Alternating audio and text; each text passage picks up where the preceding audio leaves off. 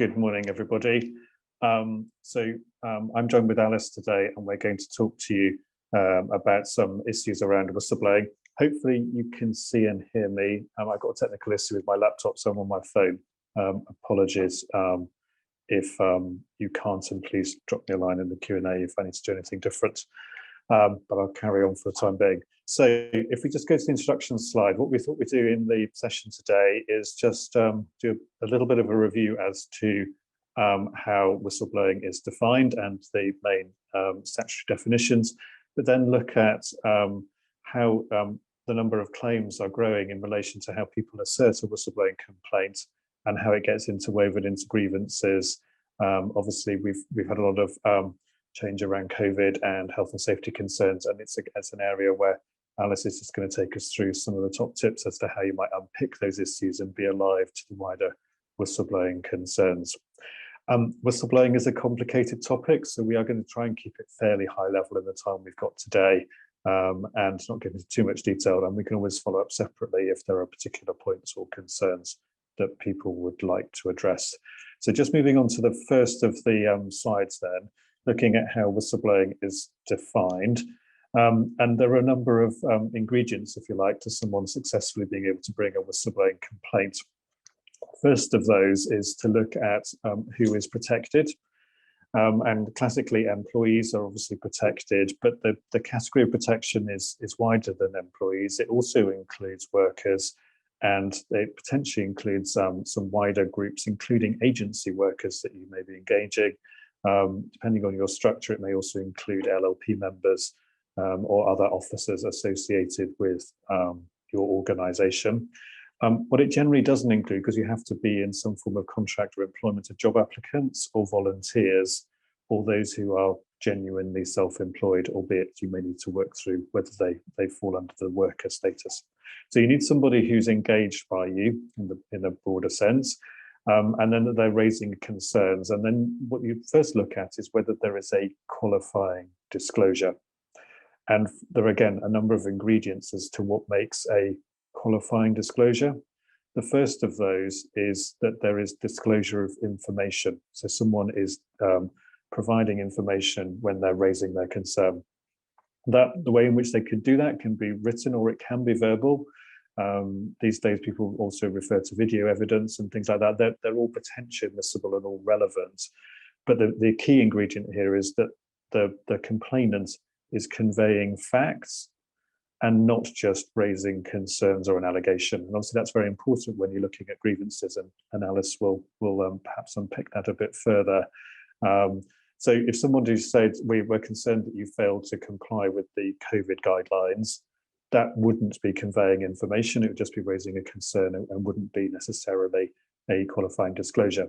If they went on to say, and you're failing to follow the guidelines because of X, Y, and Z in the workplace, then they're starting to provide information, and potentially they're ticking that box then with regard to whether it may be a disclosure.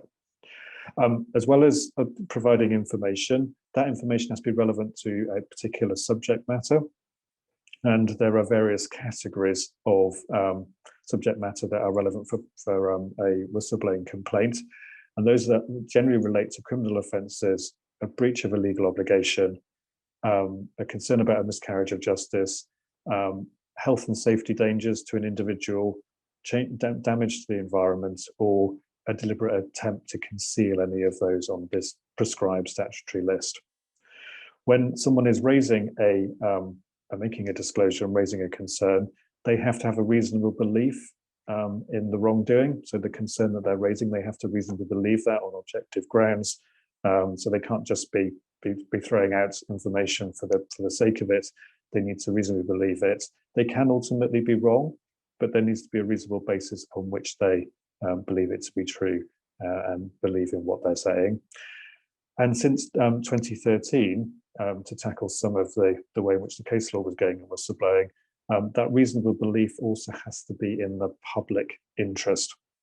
And that requires, therefore, that there is some way in which there is a wider concern or relevance for the public in relation to the disclosure being made. It can still include an employee's or worker's own contractual terms and conditions, But to satisfy the public interest test, it essentially, I think, needs to be something that applies to a group of employees or potentially wider than that in terms of therefore having some public interest or public benefit. If it was just about someone's specific terms, then unless there are wider underlying concerns as well, it may not amount to a qualifying disclosure. So there are a number of things to work through when you're receiving information from someone or someone's seeking to raise a concern. And obviously you'll have guidelines in your own whistleblowing policy as well as to how you interrogate and understand the information, receive it, and then look to deal with those concerns. If we then just look at the next slide, as well as having a qualifying disclosure, then you then have to examine when it becomes a protected disclosure for the purposes of pursuing a claim if someone is concerned that they've been subject to a detriment, or they say they have been dismissed because of the concerns that have been raised. And essentially, the way in which a disclosure becomes a qualifying disclosure and a protected disclosure is essentially looking at how that disclosure is made. So in the classic circumstances we're talking about here, generally we would expect that disclosure to be made to the employer, to yourselves, in terms of receiving that under your whistleblowing policy, and providing someone does that and follows policies, it's likely, if it is otherwise a qualifying disclosure, it become a protected disclosure. There are other avenues for someone to raise the issue. So it could be raising it with the person responsible for the failure. So maybe if you're, I don't know, maybe an auditor in an organization, not raising necessarily straight with their employer, but with the organization they're auditing, for example, they would then still be covered. If it's being raised with legal advisors, and also if it's being raised with your MP or a government minister, they are all routes that lead to the qualifying disclosure being protected. There are various prescribed agencies as well, such as HMRC or the Health and Safety Executive or the Charity Commission or the FCA. Sometimes people think that they should go wider and they should raise it maybe with the media, etc. And there are some strict rules. I won't go into all of the detail now, but basically there are some stricter rules that if a concern has already been raised with an employer or through one of the protected routes, and inaction has been taken, then subject to satisfying some further criteria, it may be possible for the individual to then raise it with the media or to give it a wider airing as to their concern. If they have made a protected disclosure, then that gives them certain protection around not being subjected to a detriment and not being dismissed. They're two separate rights, and detriment essentially, I think, borrows largely from the discrimination legislation that we have in terms of someone being disadvantaged. So if someone just has a sense of grievance, that probably isn't enough. But if you look at some of the codes around whistleblowing and some of the wider explanation, then that talks about, for example, disadvantage can manifest itself as maybe a failure to promote, denying someone some training, maybe they're subject to closer monitoring in terms of how they're being managed. Someone say they may be either passed over promotion or demoted. All of those things where they can point to something that is to their disadvantage, and obviously they don't have a causational link to say that it's because they have raised those concerns. And in relation to where they raise their detriment, obviously they can raise it with their employer, and the rules around vicarious liability apply with regard to the employer being responsible for the actions of its employees, even if it didn't necessarily know of their actions at the time. And there's also an element from 2013 onwards of if someone is a particular protagonist in relation to it, and there's a reason to pursue them individually, as well as maybe your employer, then in certain circumstances, there is also personal liability in relation to being subjecting someone to a detriment because of the whistleblowing complaint. So that's detriment during employment. And again, you can see where that potentially goes in terms of grievances, and Alice will pick some of that up shortly. The other area is in relation to dismissal. If someone says that the reason for their dismissal, the primary reason for their dismissal, is that because they've raised concerns. So it may be that they challenge a redundancy situation and say it's not a fair or accurate redundancy representation because actually the underlying reason is because of them having blown the whistle or raised concerns. And obviously, quite often we see these types of claims being raised because a whistleblowing dismissal is treated very much in the same way as a discrimination one. So there is no requirement for 2 years service. If there is a finding of whistleblowing being the reason for the dismissal, then it's automatically unfair, and there's no limit on compensation. There's also an added tricky element around potentially, if someone is asserting that they've been dismissed for whistleblowing reasons and have a credible case, whether they pursue a claim for what's known as interim relief, which they have to make fairly speedily when they lodge their claim.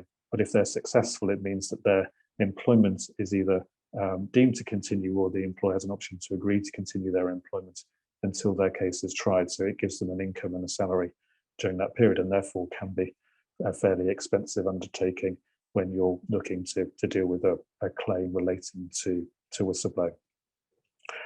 Just in terms of the final part of setting the scene this morning, just wanted to mention there's lots of debate around when you can rely on confidentiality in relation to NDAs or confidentiality provisions in contracts or in settlement agreements. Obviously, they potentially are relevant and liable in enforceable contractual terms. But in the whistleblowing environment, essentially, if a contractual term purports to preclude someone from making a disclosure, then essentially it will be void. So you'll therefore see, perhaps classically in a settlement agreement scenario these days, that you agree that the terms and of maybe any settlement are confidential and the terms of the agreement are confidential. But outside of that, it doesn't preclude someone from still raising a concern, and usually those are listed as to where they might want to raise a whistleblowing concern and the avenues that they may choose to pursue. Okay, so that's a real, just sort of hopefully scene setting as to the main principles of whistleblowing, some of the ingredients, and you can start to see where it perhaps crosses over with some of the issues that have been very relevant in the workplace over the last 18 months, 2 years. And Alice is now going to take us through those in a little bit more detail and how you may think through the overlap with grievances. Great, thanks Gareth, and good morning everybody. Yes, we are seeing a significant rise in the number of cases which potentially have some whistleblowing element, and we thought it would be useful to look at those to make sure that you can spot them and you're alive to the issues. It's not always immediately apparent in the way that someone raises them, particularly in complex scenarios. And also we are seeing that they're potentially being reshaped or being relabeled, either as they go through an internal process or potentially at the point of litigation as well. So what I thought I'd do, I've picked up sort of 4 general trends in terms of areas where we're seeing individuals rely on whistleblowing as an area of complaint. So I wanted to touch on those, and then I'm going to move on to looking at how you might identify and manage some of the risks in relation to whistleblowing complaints. So Gareth touched on the first one.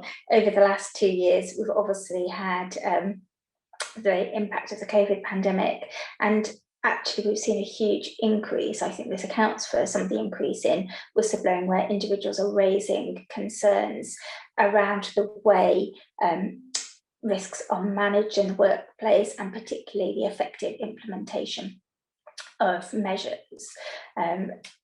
If individuals raise issues to say that you are putting their health and safety at risk, or health and safety of others, or that you're in breach of the legal guidance, then it is likely that that will fall within the scope of the whistleblowing protections. And so therefore care needs to be taken about how that's handled.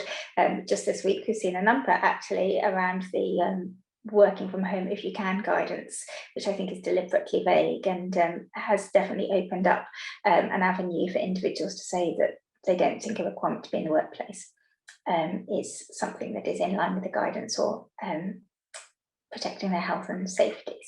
So that's an area where we've seen a significant increase. The second general trend, I suppose, is where individuals raise complaints about their own employment. We have always known that they are grievances and they're appropriate to be dealt with through the grievance mechanism, but I think they're increasingly entangled with broader issues organisationally, or about the culture in the workplace, and so it can be quite difficult to separate out whether this is just about their own employment, or whether in fact they're also blowing the whistle. And many employees will be trying to do both at the same time, and careful consideration will need to be given as to how you address those when you're investigating and reaching outcomes as well. In a similar vein, really, I think you will know and be aware that issues around harassment in the workplace and ensuring dignity at work are a growth area. We have seen a real focus and are continuing to see a real focus in the area of sexual harassment and power imbalances. We've seen raised through the Black Lives Matter movement predominantly, and also an increase around gender identity and trans rights as well. And so it's an area that is predominantly covered under the Equality Act, and that's where we will look for the law and the protection and the guidance that's coming out of the Equality and Human Rights Commission. But actually we are seeing that where individuals are raising issues, either that they've been subject to harassment, but also more fundamentally that they think there's a culture of, say, turning a blind eye, or even not addressing harassment in the workplace effectively, that they are also labelling that as whistleblowing and asserting that it's breach of legal obligation under the Equality Act as well. And so you're dealing with them under both tracks and both levels of protection as well. And finally, the sort of fourth trend is one that I think sort of comes across my desk almost on a weekly basis, where employers are trying to tackle an individual's performance, often at early stages of their employment, either during a probationary period or very early review point. And as you'll be aware, as Gareth mentioned, individuals don't have usual unfair dismissal protection until they've got their 2 years service, but are obviously protected under whistleblowing from day one. And individuals are therefore trying to assert that the reason that their employment is not working out is perhaps because they have challenged systemic issues, organisational malpractice. They are arguing that things should be done in a different way to be legally compliant, and therefore the whistleblowing protection is engaged, or also that perhaps that they are performing perfectly well and that they're being subject to bullying by a line manager or others, and also that breach of legal obligation falls within the scope of whistleblowing. So circumstances where it used to be pretty straightforward to manage someone's employment when they were a new joiner are becoming perhaps a bit more complex because of the increased use of the whistleblowing protection by individuals as well. So hopefully you can spot them, and that's the first point, identifying when something might fall within the scope of whistleblowing. But having spotted them and identified them, how do you then still manage the risks and also take forward the employment situation that you're trying to deal with? Well, over the next couple of slides, I've got a few suggestions in terms of how you might manage those risks. So to start with, does it matter what it's called? And I think this might seem a really trivial point, but it is important as well. It doesn't matter what it's been labelled. The critical thing is whether actually it meets the statutory tests that Gareth has set out and that are in the slides that will be available to you. But quite often individuals will call themselves whistleblowers, and you will need to think, how do we deal with this? The right thing to do may still be to investigate this issue, but you might just want to be careful about how you use the language and to what extent you sort of affirm that it is a whistleblowing complaint. Certainly if it's about their personal employment situation, it is absolutely right to tell them that and to direct it down the grievance route instead of the whistleblowing policy. I have seen a number of cases where actually things that are raised probably don't meet the statutory test for whistleblowing, but the employer, because it's been labelled that way, has called it a whistleblowing, has provided the whistleblowing policy and has then engaged the whistleblowing policy, and actually that probably makes it more difficult has made it more difficult to deal with. So I think it's just about being careful in terms of what it's labelled and whether it has got the right label. Conversely, quite often now, it's not identified as a whistleblowing complaint by the individual at the beginning. So sometimes they firm up on that later on. And so just because it isn't labelled as whistleblowing, it still may be. And so you just need to think about that as well.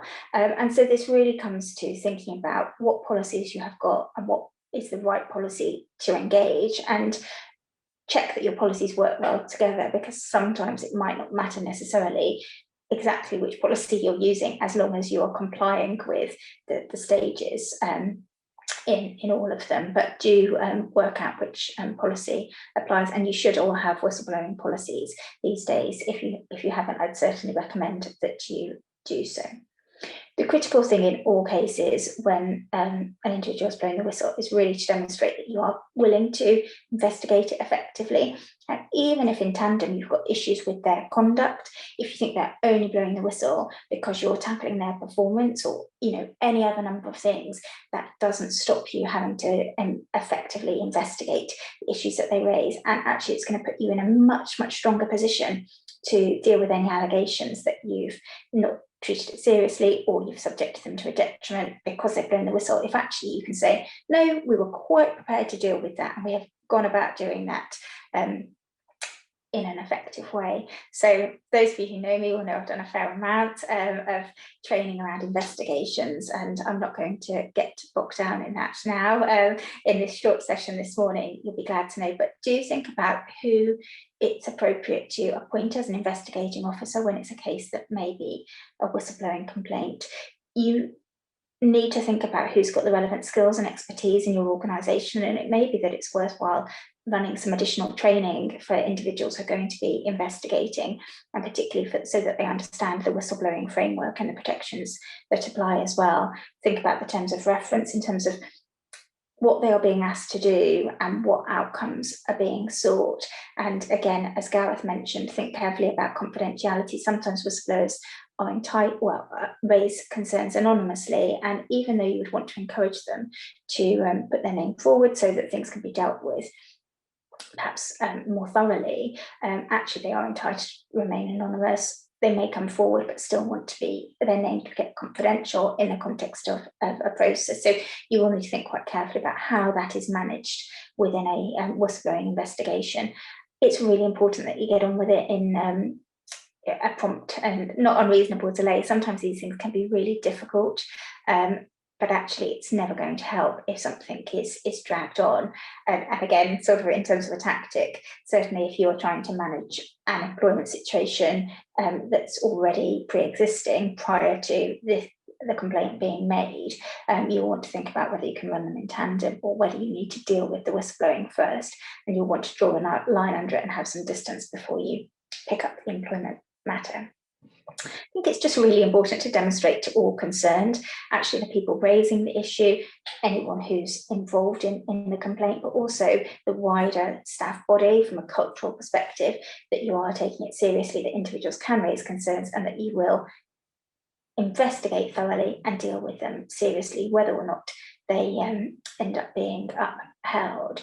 And you need to think carefully about how you can feed back to complainants. Certainly in difficult cases, there can be quite a long time from the individual raising an issue to them understanding what is going to happen.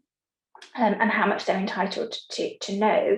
If it's not about them personally, which of course it's unlikely to be in these kind of cases, actually they may not be entitled to very much by way of outcome. So it's really important that they don't think that there is a void here. Actually, they're kept in touch with to know what is happening, and actually meetings are taking place, there's an investigation ongoing, and that they actually do understand at least what sort of outcome or what measures are going to be put in place in relation to the issues they've raised as well. Gareth talked about the mechanisms for raising whistleblowing, but do ensure that as well as the kind of the initial stage of dealing with it, there is an internal appeal route, and I would always recommend that goes right up to the board because of the nature of the issues, and also that helps with arguments that things are being dealt with properly and the individuals don't need to go externally in order that they are appropriately addressed. Moving on to my final tips, I suppose I just wanted, in terms of managing the issues, the critical thing really is causation. So individuals can raise whistleblowing issues, whistleblowing concerns, and as an organisation, you can absolutely investigate them, determine them, put in place any learnings from them, and deal with the outcome. The individual who is blowing the whistle only has a legal claim, as Gareth said, if they're subject to a detriment or they're dismissed because of the whistleblowing. So detriment, if they're subjected to a detriment because of the disclosure. So that legal test is, did the whistleblow materially influence the treatment?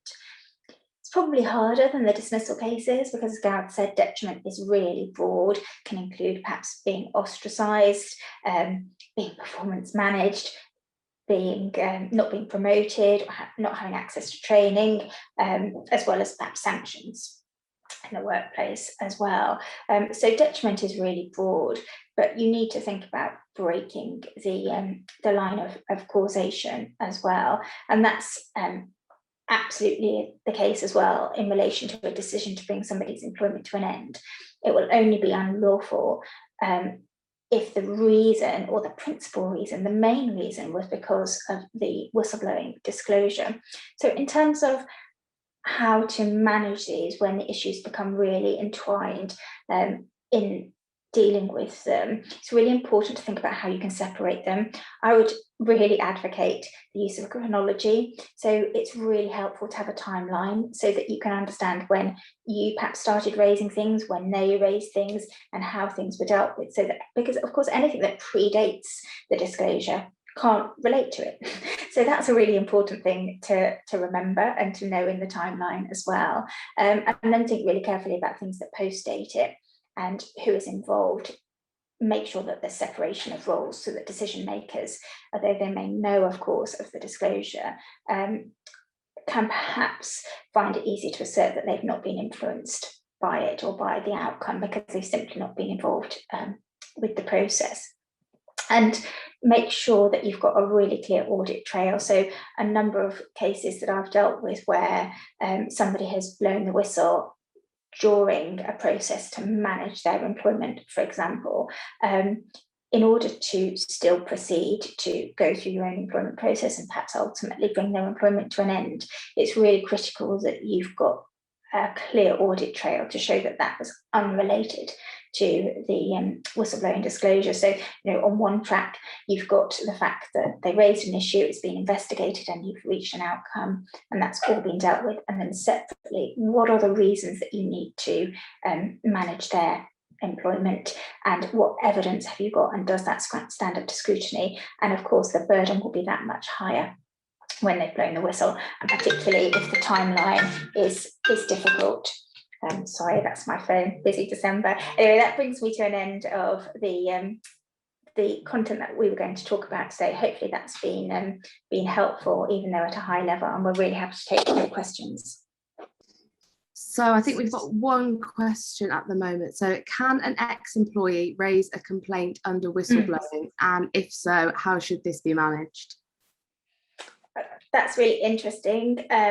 Technically, an individual has to be employed in order to raise a whistleblowing complaint. So broadly, it doesn't protect former employees, but you may want to consider how long it is since they've left the organisation. And certainly you'll probably be aware that within 3 months of them their employment coming to an end, they could potentially bring a claim, and so it may well be appropriate that you still deal with it in some way during that. And then I think more fundamentally, actually, it's important. The point of whistleblowing is that individuals are able to raise issues, and you show that you have, you're willing to deal with them and address them properly. So actually, I think in many more cases than not, whatever the legal rights, you would in this case be saying, yeah, we're happy to investigate this and look into it. So from a reputation management point of view as well, you've addressed the issues that they've raised. And a whistleblowing process, you're probably aware that in a grievance process, actually when somebody has left, there's no obligation to consider their personal grievance. And so, but you'd look at the risks and how to manage those, and you might do a lighter touch process. Whistleblowing, it's probably the same process that would apply in any event, because actually it's more about dealing with the matter, reporting back to them, and potentially allowing them to escalate it. And of course, they could go externally as well if they felt it wasn't being dealt with. Alice, I agree with everything you say. The only thing I can see that sometimes I think a former employee or worker perhaps might assert a detriment because of what's happened during employment. And I think in those circumstances, if there's a connection with their employment, although they're now a former employee, they could still assert detriment. So, for example, if they say they've been given a bad reference, and they said that bad reference is because of what they said beforehand. So I agree broadly. You would want to be seen to be dealing with the complaint sensibly, obviously not necessarily engaging your grievance policies, but thinking about whistleblowing more widely, but also just understand the nature of why they're saying they feel they've got a whistleblowing complaint, and whether they're asserting detriment as well. Generally, you have fairly strict time limits to bring a claim, don't you, in terms of saying it's an unfair dismissal as a result of whistleblowing. So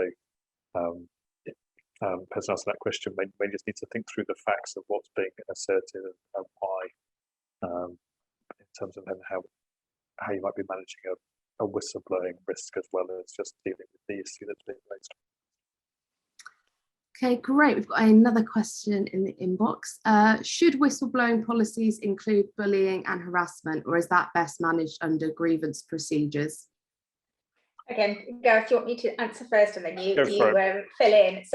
So I would frame your whistleblowing policy as one that reflects the statutory regime. So using the categories of wrongdoing that set out there, which includes breach of a legal obligation, but it doesn't particularly talk about harassment or equality issues. So your whistleblowing policy doesn't actually go further than the statutory tests, would be my recommendation. The Equality and Human Rights Commission guidance talk about having a separate anti-harassment policy, and so I think it's essential that you do have one of those that probably covers all protected characteristics as well. And I think one of the things that's hard is, do you have a mechanism for staff to raise issues under that process? You probably have a mechanism for them to raise things under the grievance policy and also the whistleblowing. And I think, you just need to make sure that they are all separately effective policies. And when someone raises an issue, you select the one that is the best fit, really, and most appropriate, and deals with it robustly. Gareth, is there anything else you would want to add? I broadly agree, Alice. I suppose the only other thing, if you're wanting to sense check your whistleblowing policy covers all bases, there's a code of practice produced by Public Concern at Work, which might be a useful reference point. They sort of go through what is they think best covered by whistleblowing policy. There's also a guide for employers and a code of practice issued by Bayes. They're a few years old now. They did say they were going to review them, but those reviews have never taken place. So they're probably, about 6-7 years old. But they are quite good checklists and just thinking through what it is that a whistleblowing policy might want to deal with. And then, as you say, Alice, thinking about where your other policies are that align to that, but not necessarily covered by it. Okay, great. We've got another question. Once an issue has been raised, if an employee wants it raised as a grievance and we deal with it as such on the basis that the employee doesn't consider it to be in the public interest at that point, can they later change their mind and retrospectively ask for it to be dealt with as a WB once the grievance investigation has finished? I would broadly say they couldn't have two bites of the cherry. If you've investigated the matter and you've used an appropriate process to do that, that should be sufficient. Having said that, I don't think it would stop them either asserting detriment or if they were being dismissed, whether they had concerns that, as Alice says, when you try and unpick a grievance, has someone made a protected disclosure and have they got the protection of the legislation? But I would generally say that if you've agreed the process to investigate the concern, then you follow that process. And if it's later suggested to be something else, then it's probably too late if people agree to go down one particular route. I can't imagine to a certain extent that the whistleblowing policy and the grievance policy would be that different in any event in terms of requiring an investigation and what that investigation does. Alice, have you come across anything else that? No, I would 100% agree. I wouldn't allow somebody to have 2 bites at the cherry. I would think, and I think as long as you've effectively investigated and reached a finding and they've had an appeal, actually you can be pretty robust in saying, look, we've dealt with this and we've addressed all issues. As you say, whether or not then it constitutes a whistleblower for a subsequent claim is sort of a separate and distinct issue, but at least you protected yourselves going through the process and you wouldn't need to do it twice.